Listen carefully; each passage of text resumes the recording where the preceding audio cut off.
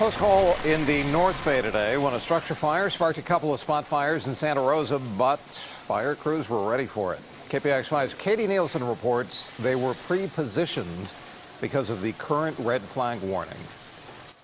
Just right up at the end of our street, it was burning and it was throwing fireballs at us. Jim Bordner can't forget that morning in October of 2017 when he saw the deadly wildfires roaring toward his neighborhood. It was burning all around us. His house isn't far from Fountain Grove and says red flag warning days have a new meaning to him and his neighbors. We are much more aware of the destructive power of a wildfire, obviously, having seen one that knocked on our door. And I think that the constant red flag warnings are keeping that in the back of people's minds. But this type of fire danger isn't something typically seen all the way into November in Northern California. We're really seeing our seasons continuing to grow and extend. Firefighters say red flag conditions in November is the new normal.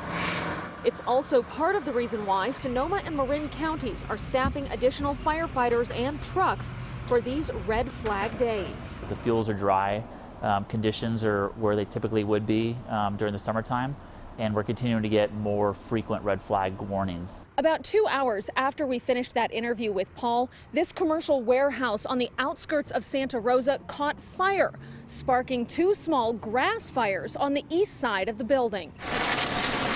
One of the strike teams that was already staffed up was brought into this incident. The additional crews were able to contain the damage to the warehouse and kept the two small grass fires to less than 2 acres. And this is exactly why we have those increased staffings on these kind of days. The additional resources in Sonoma and Marin counties will stay in place until tomorrow morning when the red flag warning is set to expire.